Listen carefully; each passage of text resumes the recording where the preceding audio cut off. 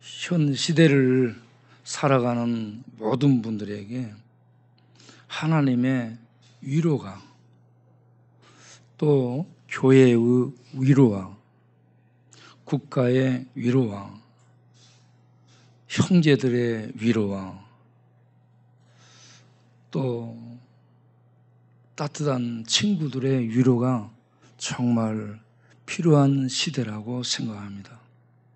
오늘 이 시간에 우리 하나님의 위로가 우리 모두에게 충만히 임하는 복된 시간이 되시기를 바랍니다. 저기 앉아있는 우리 박석일 형제님을 보면 하나님의 위로가 정말 필요하다는 생각을 많이 합니다. 음성에 있는 우리 영호, 술 마시고 찾아가면 죽어버리겠다는 말을 자꾸 합니다. 그래서 나에게서 무슨 말을 듣고 싶을까? 그거는 딱 하나, 죽지 마. 죽지 마. 죽지 마. 이 말을 듣고 싶은 거예요. 그래서 제가 어리광을 부리는 용호한테 죽지 마. 제발 죽지 마. 라고 얘기를 하고 붙들어 줍니다.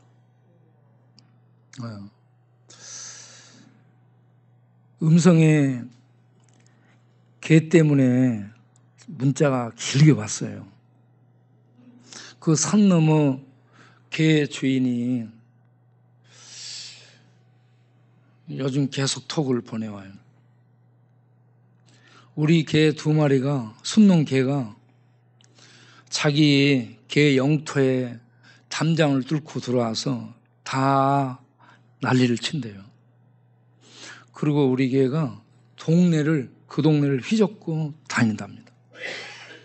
그런데 동네 사람들은 우리 개가 하는데 자기 개가 한다고 자기한테 욕을 한다는 거야. 그러니까 우리 개 단속을 좀 해달라라고 얘기합니다. 내가 음성에다 전화를 해요. 용호가 받아. 용호가 받으면 용호가 술 취해 있거든. 그래가지고 자기도 자기를 주체 못하고 자기도 자기를 주스르지 못하는데 걔 어떠고 얘기하잖아. 그럼 난 몰라. 그러면 제가 제발 좀 붙들어 매놔라. 돌아다니지 못하게. 그러면 아니 그 개장사 그거 막 욕을 하면서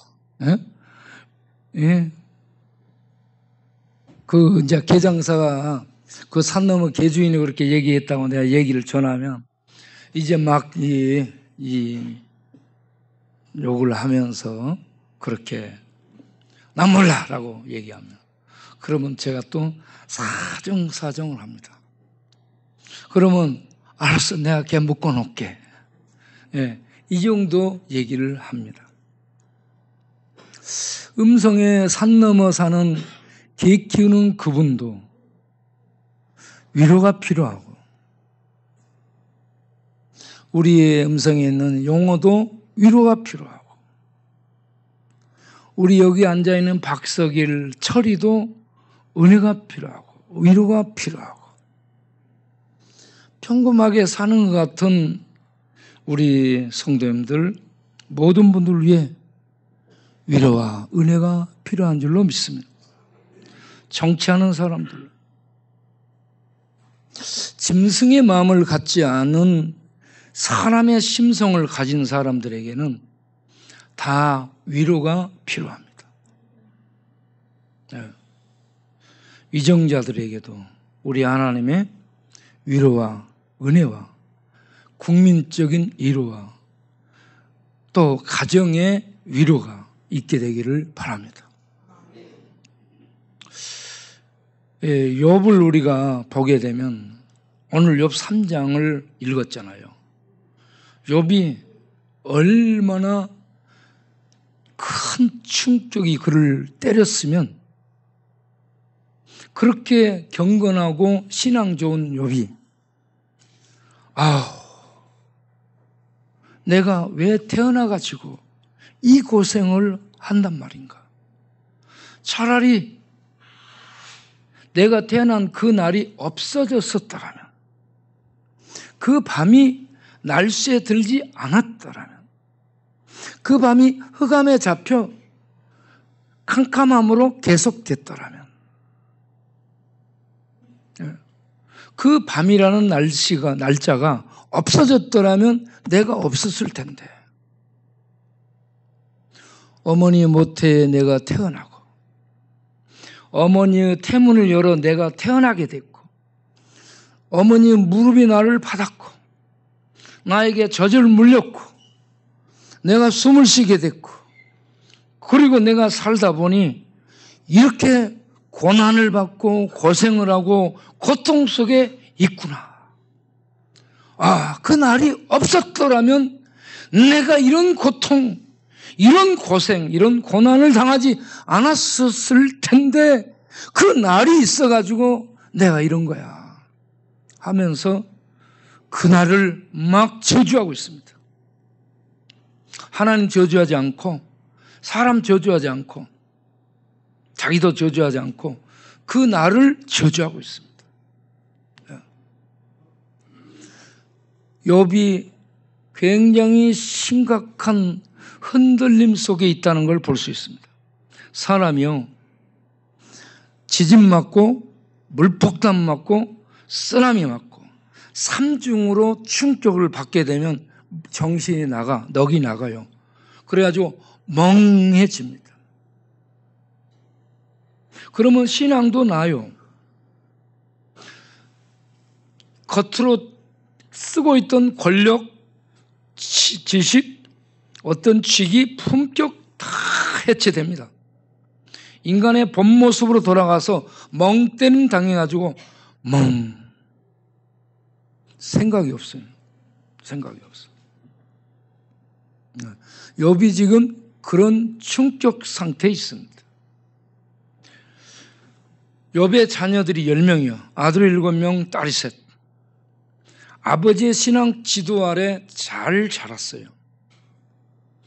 아버지 욥은 동방의 의인이요, 경건한 사람이요, 많은 사람들에게 자비와 은혜를 베푼 나눔의 선구자였습니다. 돌봄의 이 복지적인 전문가였죠. 그러한 분이 어느 날 어마어마한 비보를 계속 듣습니다. 자녀들이 10명이 큰형 형집에 앉아서 밥을 먹고 포도주를 마시며 교제를 하고 있을 때 종들이 들이닥쳐서 보고를 합니다. 소가, 그때 당시에는 이 경제가 소, 양, 약타, 노새, 염소 이런 것들로 재산, 부를 측정했어요. 그런데 욥이 이 재산이 어마어마한 사람이에요. 그런데 소가 이 다른 부족이 침범해가지고 잡아서 종들을 죽이고 소를 다 잡아가. 좀 있으니 하늘에서 불이 내려서 양들이 전부 살라져 죽어, 종들이 죽어. 좀 있으니 이 동쪽에 있는 세력 부족 집단이 들어와서 낙타, 노새들을, 종들을 잡아 죽이고 잡아가. 그래서 가지고 있는 욥의 재산이 모두 없어지게 되는 거예요. 이런 소식을 듣고 있는 그 자녀들이 대풍이 들이닥치면서 집이 무너지고 자녀들이 전부 죽습니다. 재산 다 날아가고 자녀들이 하루아침에 다 죽습니다. 그것도 자녀 한 명이 아니고, 여러분 세월호에 자녀들이 한 명씩 죽었을 때 한 명이 죽었는데도 그 부모들은 넋이 나갔습니다. 용산에 자녀들이 그 밤에 죽죠. 청년들이 죽습니다. 그때 그 부모들이 넋이 나갑니다. 한 명이 그래도 그렇게 넋이 나가는데 모든 재산이 다 날아갔죠. 10명의 자녀들이 싹 죽었어요. 이 소식을 전해 들은 아버지 욥의 충격 지수는 측정이 안 될 겁니다. 이런 경우 여러분이 이런 일을 당했다. 미쳐버리고 환장하고 뒤집어지고 팔딱 뛰고 그래도 여기에 대한 답이 없을 겁니다. 그래서 욥이 한 행동이 뭐예요? 머리를 밀고 그리고 이 옷을 찢고 그 슬픔을 그 극함을 나타내죠. 그런데 옷을 찢고 그렇게 머리를 밀고 슬퍼하면서 충격 속에서 비통해하면서 나는 놀란 게 1장 20절을 보면요. 겉옷을 찢고 머리털을 밀고 그리고 땅에 엎드려서 예배드렸다.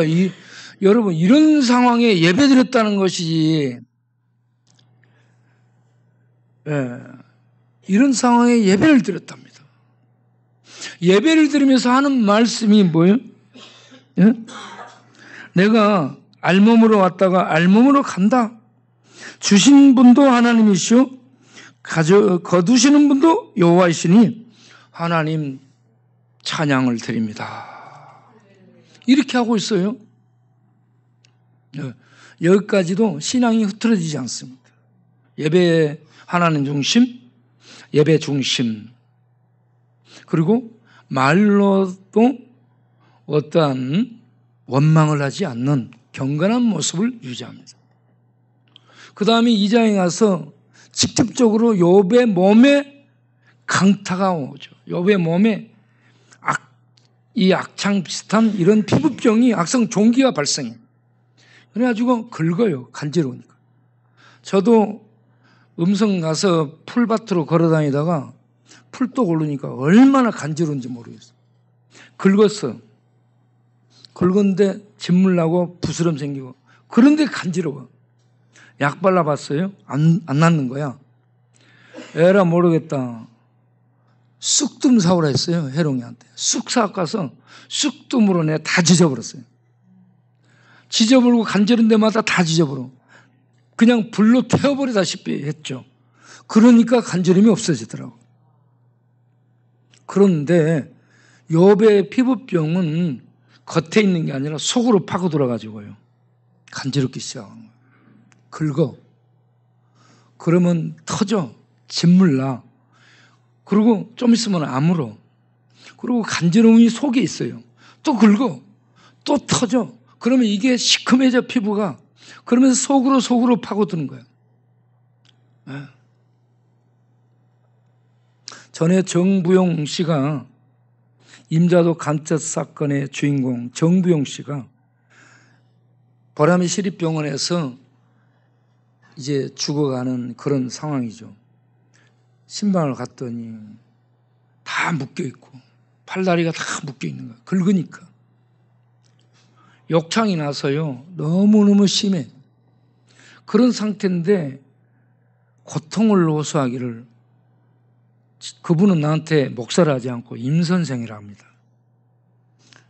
임선생. 밤이 되면 뼛속 이 속이 벌레가 막 기어다니면서 간지럽히는데 뼛속이 간지러우니까 속이 간지러우니까 미치겠다고 얘기합니다. 여러분, 이 겉에 간지러도 미치는데 속이 간지러워. 속이 간지러운데 그걸 긁어. 겉에만 터지지 속 간지러우면 해결이 안 되잖아. 그러니까 그 고통이 너무 크다고.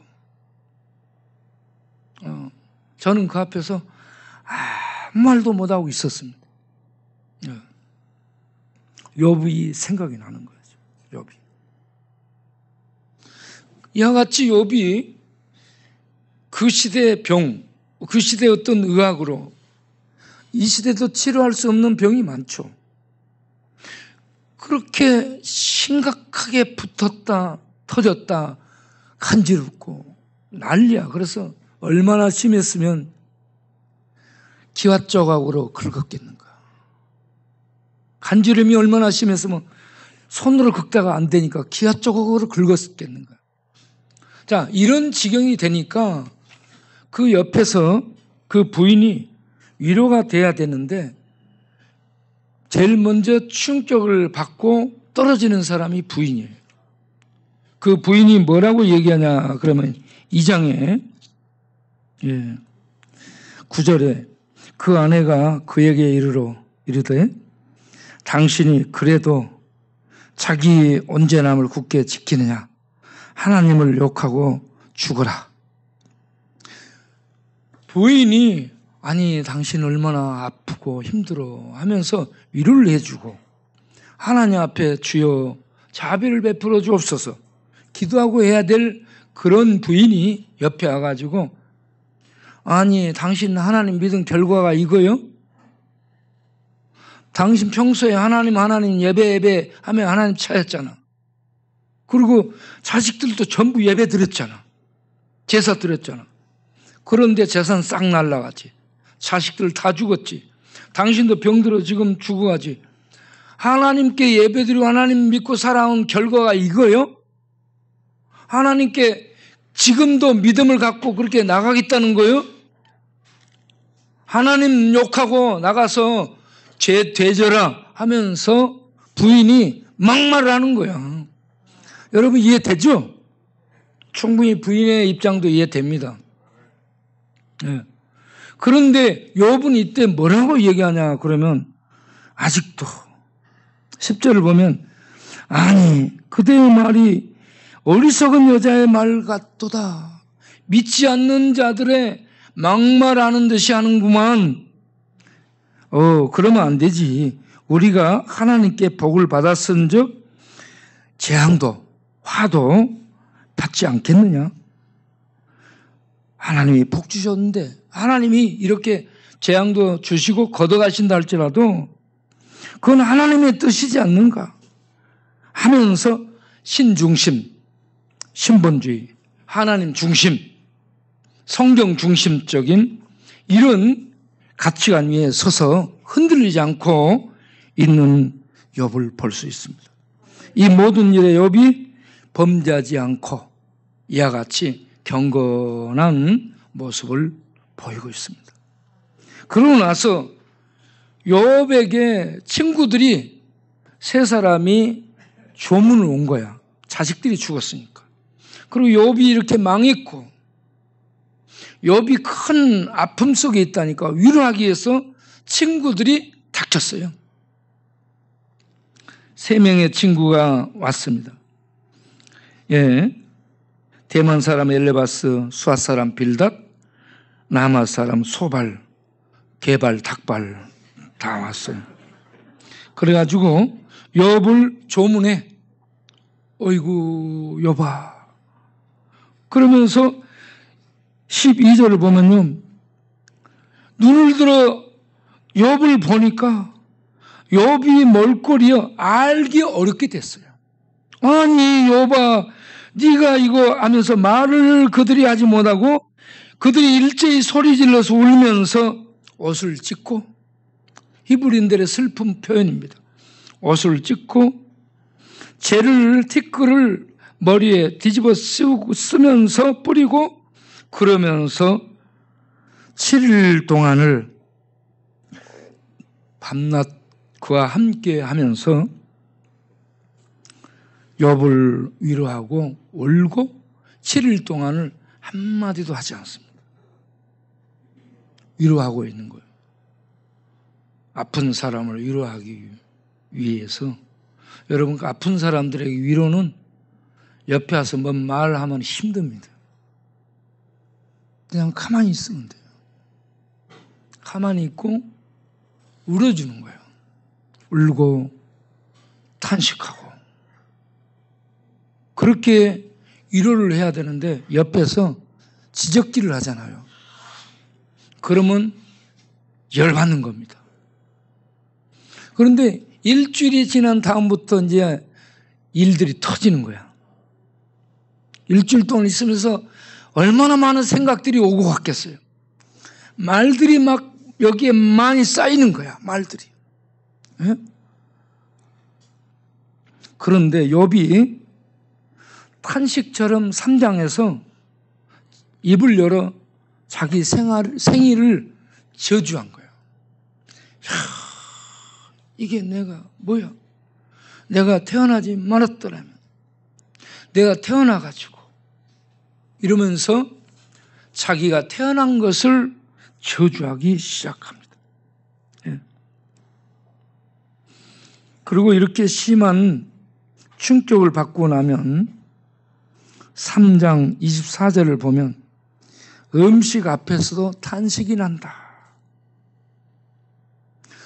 음식 이렇게 충격을 받고 나면 여러분 맛을 잃어버려. 앞에 아무리 좋은 음식이 있어도 땡기지 않습니다. 네. 밥맛을 잃어버리게 되는 거예요. 잠도 못 자게 되는 거예요. 무기력 상태. 이게 계속되잖아. 그러면 우울증이 오게 됩니다. 네. 지금 욥은 어떤 판단을 갖고 있냐면 하나님께 내가 저주를 받았다. 하나님이 재앙으로 나를 치셨다. 이렇게 판단하고 있습니다. 그리고 밥맛을 잃어버린 거예요. 그리고 지금 아프니까요. 24절 하반절을 보면 앓는 소리가 물 쏟아지는 소리처럼 들린다. 여러분 앓는 소리 있잖아요. 이게 계속되잖아. 물소리처럼 들리는 물소리. 제가 코로나 걸려가지고요. 내가 코로나 걸린 줄 몰랐었어. 그런데 코로나 걸려가지고 이상하게 떨리더라고. 떨리는데 몸이 좀만 움직여도 속에서 앓는 소리가 나. 앓는 소리가 막 나오기 시작하는 거예요. 여러분, 그런데 욥이 지금 물폭탄 맞고 지진 맞고 쓰나미 맞고 삼중으로 지금 이런 충격을 받고 나고 밥맛이 없어지고 무기력 상태에 빠지고 자기가 뭔가 존재감을 상실한 이런 상황에서 움직일 때에 살이 찢어지고 가렵고 붙었다가 또 찢어지고 그런 속에서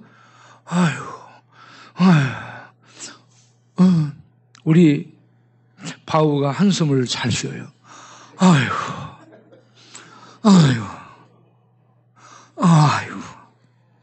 여러분이 한숨 소리 들리는가요? 욥의 한숨 소리가? 욥의 한숨 소리, 우리들의 어떤 부분이 그 한숨에 다 있습니다.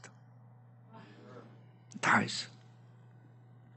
그렇게 한숨을 내고 슬퍼하고 탄식하는데, 끙끙 앓는데 옆에서 가만히 있으면 되는데 드디어 그들의 판단이 발동을 해. 판단이 발동을 해가지고 4장을 보게 되면 제일 나이 많은 엘리바스, 대만 사람 엘리바스가 얘기를 합니다.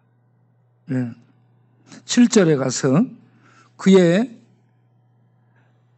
그동안의 지식들을 가지고 욥의 상황을 판단해서 얘기를 합니다. 죄 없이 망한 자가 누구냐? 정직한 자가 끊어진 것을 본 적이 있느냐? 하나님이 죄 없는 자를 친 적이 있느냐? 죄 때문에 그런 거예요. 죄를 밭갈고 죄를 뿌렸기 때문에 죄를 거둔 거야. 그러면서 엘리바스 판단은 죄 때문에 이렇게 네가 벌 받는다라고 판단을 내린 거야. 예. 그 다음 두 번째로 또 판단을 내리는 사람이 수아 사람 빌닷은 8장 4절에 가서 네 자녀들이 죽은 것은 네 자녀들이 죽게 범죄했기 때문에 그런 거야.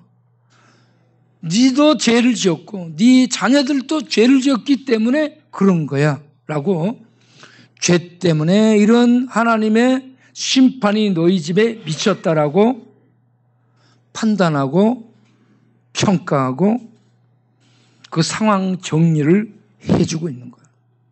그런데 욥은 나는 죄가 없다라고 얘기를 합니다. 네. 그러자 네.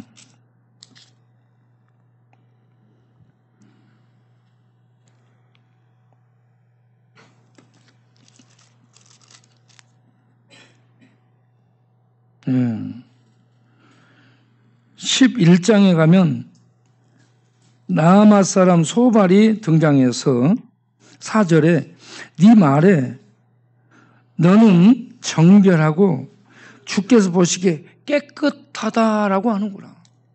너는 네가 죄 없다라고 계속 주장하는구나. 세 사람이 위로한답시고 와서 처음에는 좋았는데 좀 있으니까 판단하고 평가하는 기준이 전부 권선징악, 선을 하나님은 축복하고 악을 징벌한다는 세상적 평가 가치 기준을 가지고 그대로 얘기를 하고 있습니다. 욥은 지금 특수한 상황에서 욥을 통해 하나님이 이 어떤 분인가를 드러내고자 하는 특수 상황 속에서 지금 이런 환난을 당하고 있는데 그런 부분은 생각을 하지 못한 채 자기들의 얄팍한 지식 가지고 이렇게 얘기를 하니까 욥이 더 힘든 상태가 되게 됩니다. 예. 욥은 뭐라고 얘기냐면 9장 17절에 그가 폭풍으로 나를 치시고 까닭 없이 내 상처를 깊게 하시며 나를 숨 쉬지 못하게 하시며 괴로움을 내게 가득 채운다라고 얘기합니다. 까닭 없이 하나님 지금 이렇게 한다. 내가 하나님께 죄를 범해서 이렇게 한 게 아니고 까닭 없이 지금 이렇게 나를 치시고 나를 괴롭게 숨통을 조이겠다. 그렇게 얘기합니다.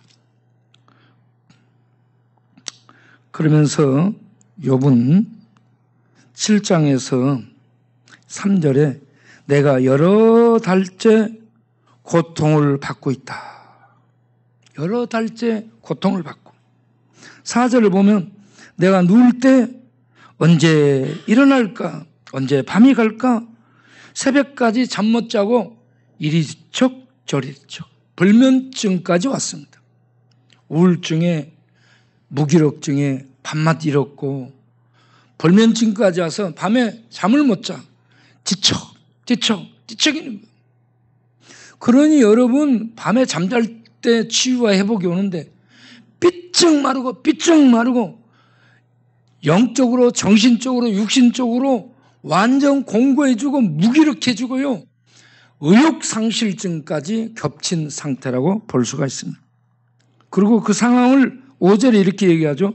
내 살에는 구더기가 지금 덮여있어. 치료가 안 되니까. 그리고 피부가 이제 흙덩이처럼 일어났어요. 흙덩이처럼 돼 있어요. 흙덩이가 의복처럼 입혀졌고 내 피부는 굳어졌다 터졌다 굳어졌다 붙었다 터졌다 새카매지고 이런 속에 욥이 무슨 생각하냐.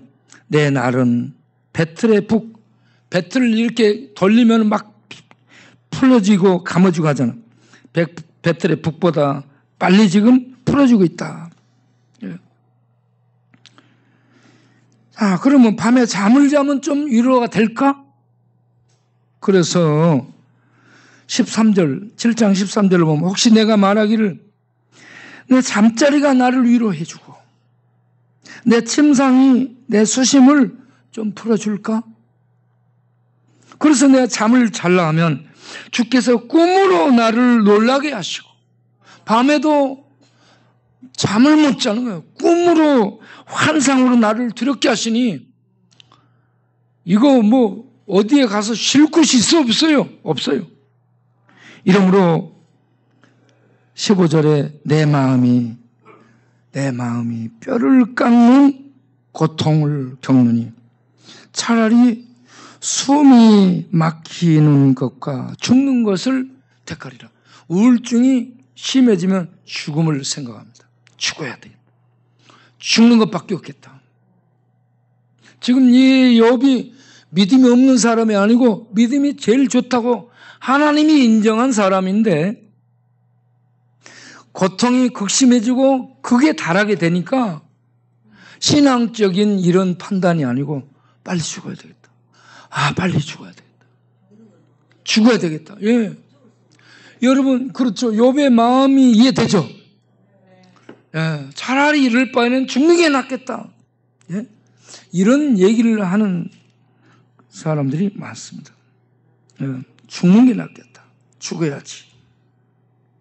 그런데 이런 속에서 욥이 말을 합니다. 욥기 7장 11절 보면 그런즉 내가 내일 입을 금하지 아니하고 이 모든 것을 뭐라고 표현하냐면 내 영혼의 아픔 때문에 지금 몸이 아프고 정신이 아프고 살이 아프고 피가 아프고 이 모든 것이 영혼의 아픔으로 표현을 하고 있습니다. 영혼이 아프다. 내 영혼이 아프다는 거예요. 영혼이 아프다. 내 마음의 괴로움 때문에 내가 불평한다. 영어 성경은 전부 컴플레인으로 써 있습니다. 예? 불평한다. 그런데 원문에 대한 다른 이해는 탄식한다라고 얘기합니다. 내 영혼이 이런 아픔 때문에 말하는 것 같지만 탄식이요, 탄식. 탄식. 예? 탄식한다. 예.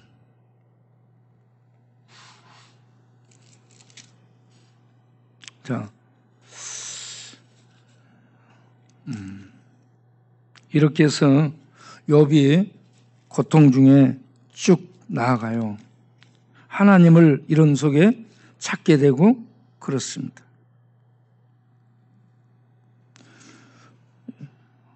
예, 19장을 보게 되면 욥의 상황은 호전되지 않고 친척들도 그를 버리고 그리고 그 종들도 그를 비웃고 불러도 대답하지 않고 17절에 보면은 19장 17절을 보면 내 아내도 내 숨결을 싫어하며 아내가 지금 남편 살아 숨쉬는 것이 싫은 거야. 죽어버려라 이 말이에요. 이런 걸 느낄 때 여러분 살고 싶은 마음이 조금이라도 있겠어요? 없어요. 모든 것이 지금 바닥이요, 절망이에요. 예. 숨 쉬는 것조차 그 부인이 싫어해. 예. 그러면 여러분 끝난 거 아니요? 끝났어. 예. 그리고 어린아이들까지 나를 업신여기고 조롱하고 친구들도 미워하고 그런 상태에서 아픔이 심해져 가지고 20절 보면 내 피부와 살이 뼈에 붙었고 이제 피골만 남아있는 거예요. 남은 것은 겨우 잇몸뿐이다. 예? 완전 송장되어 있다는 상태예요. 송장. 자, 이런 사람에게 무엇이 필요하냐? 위로가 필요합니다. 위로가. 예.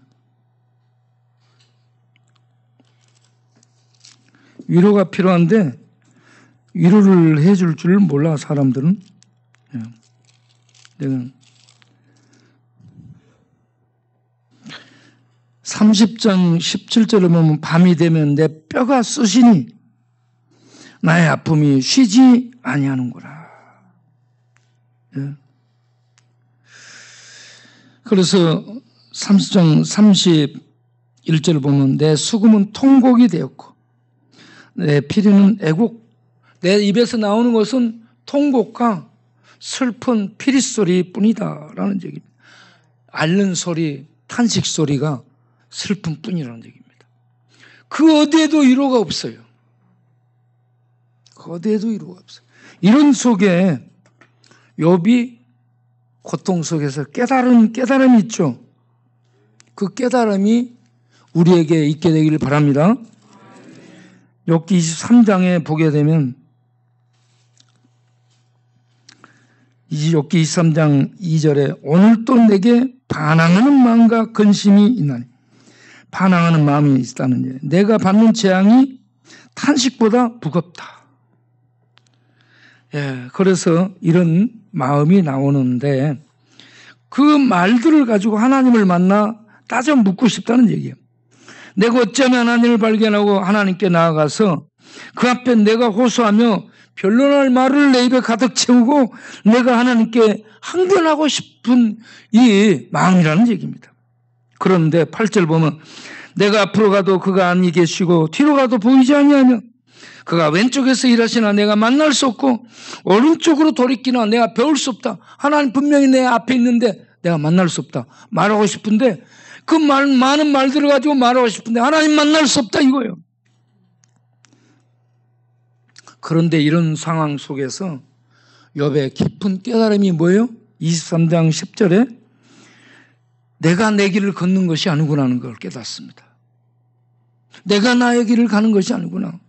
나의 길을 걷게 하시는 분이 하나님이시구나. 이걸 깨닫게 되는 거예요.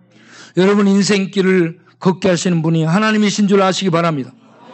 광야에 와서 여기서 하나님께 예배 드리도록 인도한 거 어쩌다가 내가 여기 왔다 이렇게 생각하지 마시고 하나님이 나를 이곳으로 인도하셨구나라고 아시기 바랍니다. 우리 걸음을 걷게 하신 하나님이 여기로 인도하신 거예요. 욥이 그걸 알게 된 거예요. 그래서 10절에 그 유명한 말씀하죠. 나의 가는 길을 그가 아시나니 그가 아시나니 나는 몰라. 여러분 욥이 그렇게 신앙 좋고 그래도 내가 가는 길을 몰라. 이런 일이 생길 줄 몰라. 여러분들이 여기 올 줄 어찌 알았어요? 내가 가는 길을 내가 몰라. 점쟁이도 몰라. 철학자도 몰라.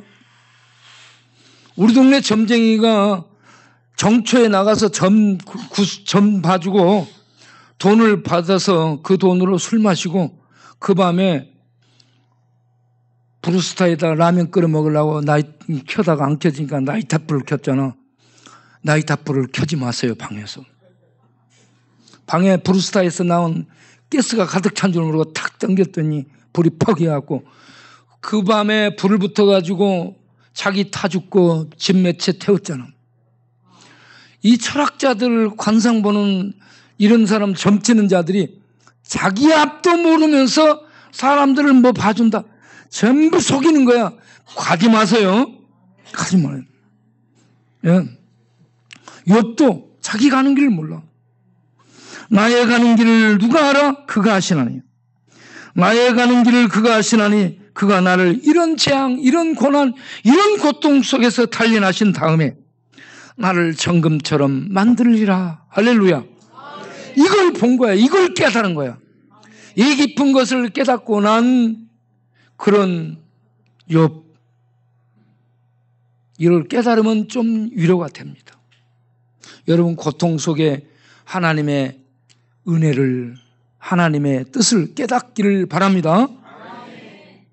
그런데 하나님은 살아계시기 때문에 만나주십니다.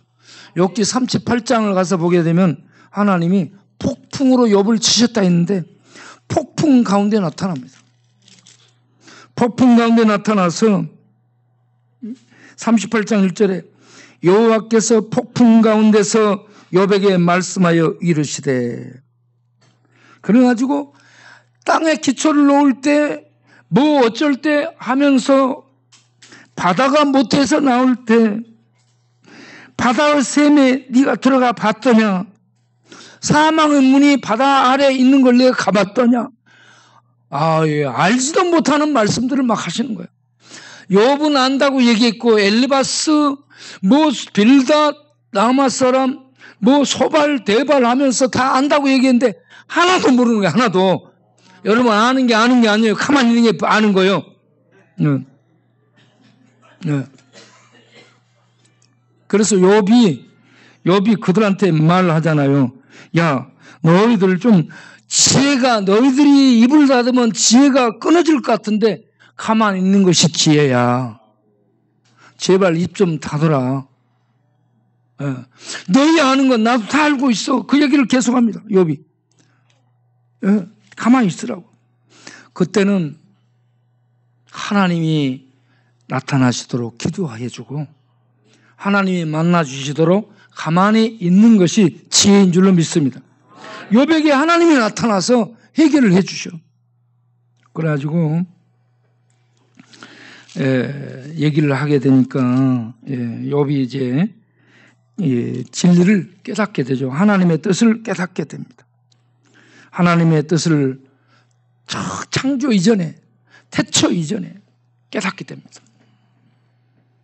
그래가지고 하나님이 야, 너 대장부처럼 허리를 동이 일어나서 내가 묻는 말에 대답해봐. 그러니까 그 많은 말을 하고 싶다 했던 욥이 내 입을 가릴 뿐입니다.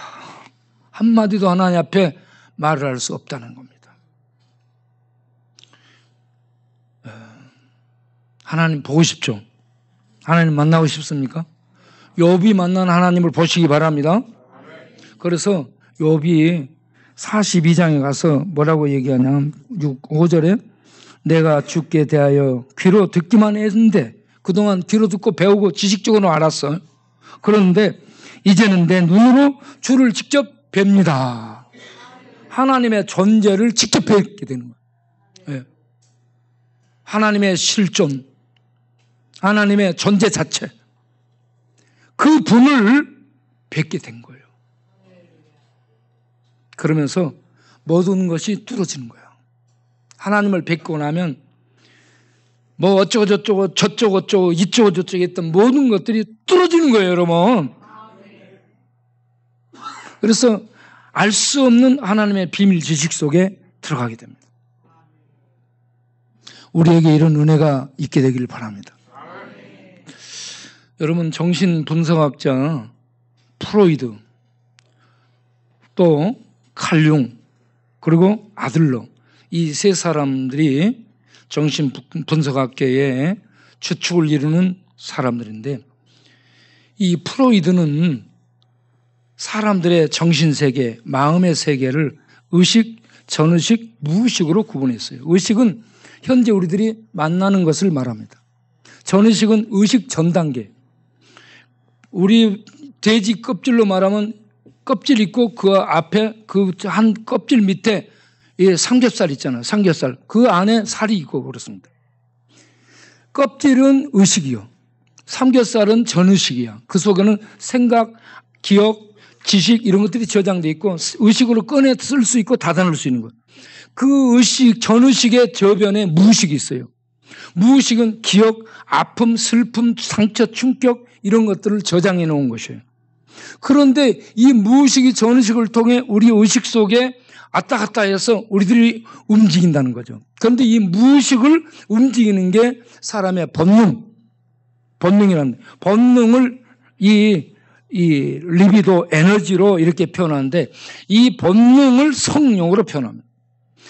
프로이드가 봤을 때 사람은 이 무의식에 의해서 움직이는데 무의식을 충동하고 무의식을 활동시키는 동력이 성욕이라고 얘기합니다.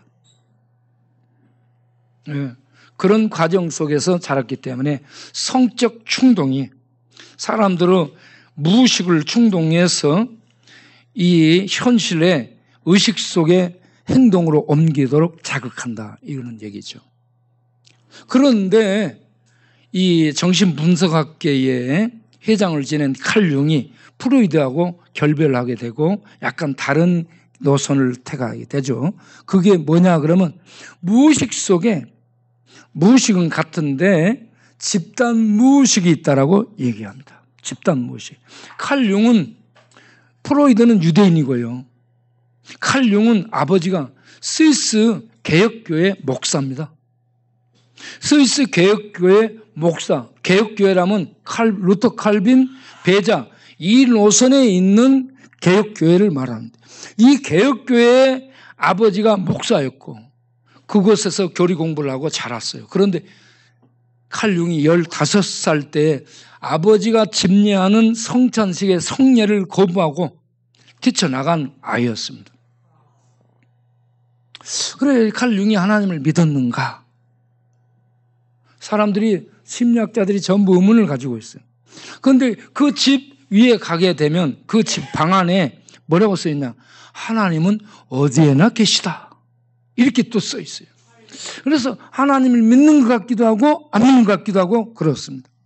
그런데 칼 융의 이 무의식 세계를 더듬어 보면 프로이드처럼 무의식이 있는데 칼 융은 더 나아가서 집단 무의식이 있다는 겁니다. 집단 무의식은 우리 조상으로 올라가서 태고에까지 올라가라.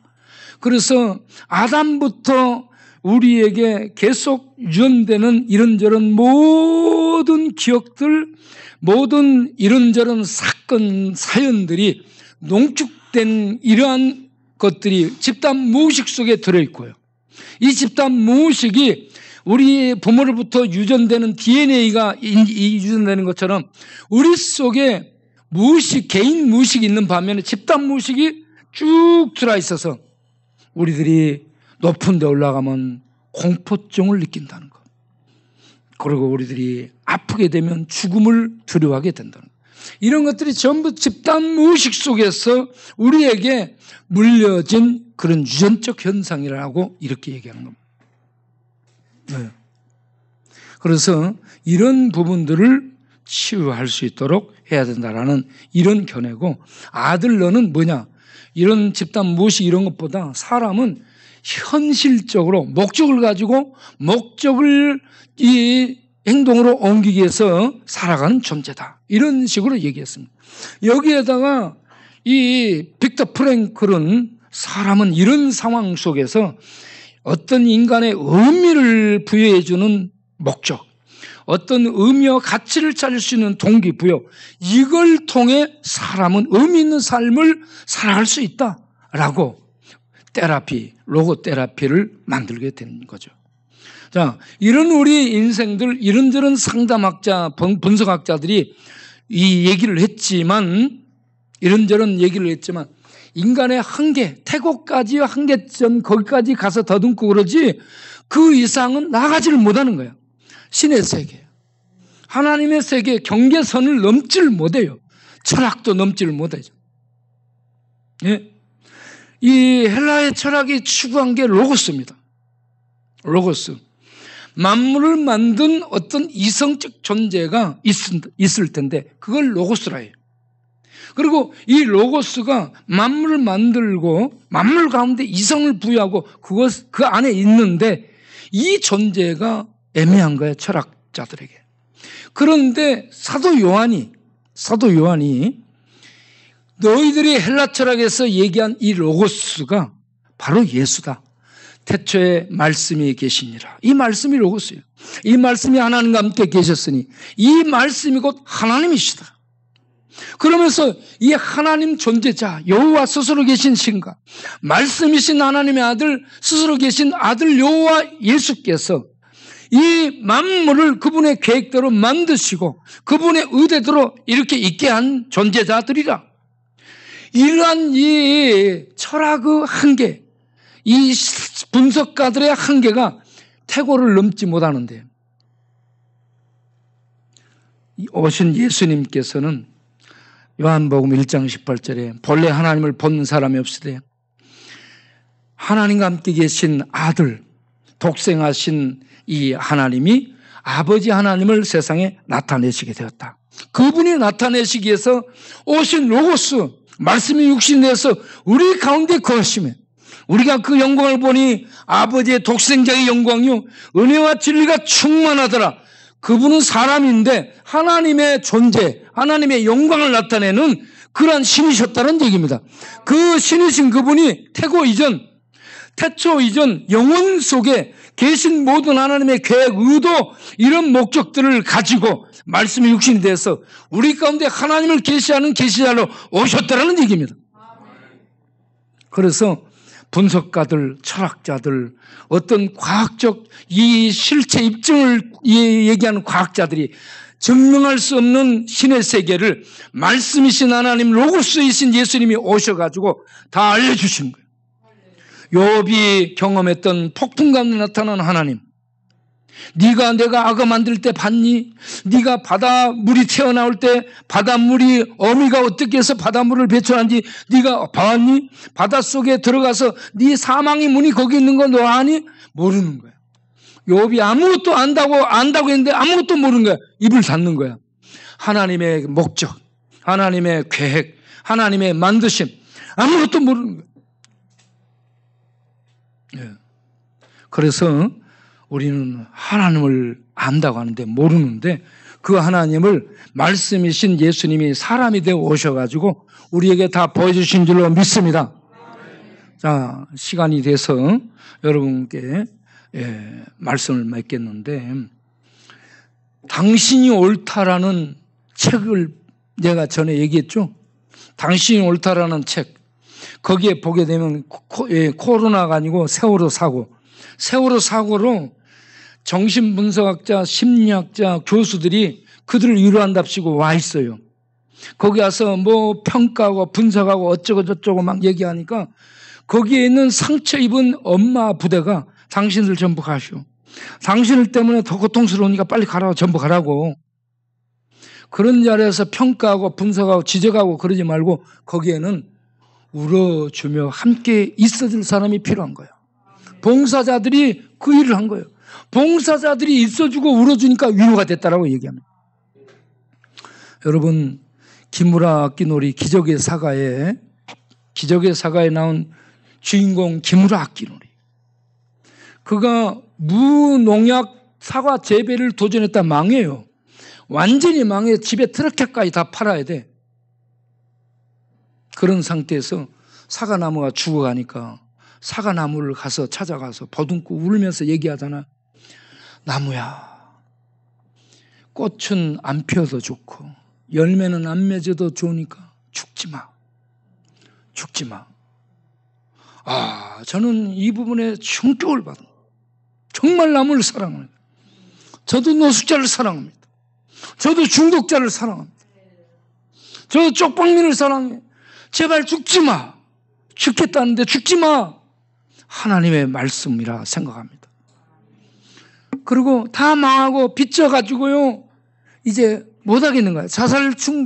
자살하려고 산에 갔다가 도토리나무 보고 돌아오고 자기 부인에게, 자기 자녀에게 얘기합니다. 이제 아빠 그만할까? 얘기하니까 자녀들이 아빠 힘내세요. 할렐루야. 아빠 힘내세요. 우리가 있잖아요. 여기에 따온 거야. 여기에서 따온 거라고. 그리고 자기 부인한테 여보 나 이제 그만할까? 그러니까 아니 그게 무슨 말이에요. 여기까지 해왔는데 힘을 내세요. 옆에서 부인이 위로를 해주는 거야. 욥이 아내하고 전혀 달라. 욥이 아내는 뭐라게요? 욕하고 나가 죄져라 이거요. 그런데 기무라 아끼노리 부인은 다 망했어요. 빚쟁이들이 막 빚받으러 오고 난리요. 그런 상황에서 그만할까? 그러니까 이제 끝냅시다 이렇게 얘기할 수도 있잖아. 그런데 그렇게 하지 않고 여보 여기까지 왔는데 힘을 내세요. 계속 고합시다. 자녀들과 부인이 하나님의 위로가 된 거예요. 여러분, 우리 주변에 중독자, 전과자, 떨어지려는 사람들에게 여러분 하나님의 위로가 돼주시길 바랍니다. 죽지 마. 꽃 못 피워도 좋아. 열매 못 맺어도 좋아. 좋은 성도 못 돼도 괜찮아. 죽지 마. 살아있어줘. 그리고 예수만 믿어. 여러분, 이렇게 위로해주고 붙들어줄 수 있는 위로자들이 되시길 바랍니다. 저는 이걸 하나님의 위로자라고 보는 겁니다. 예.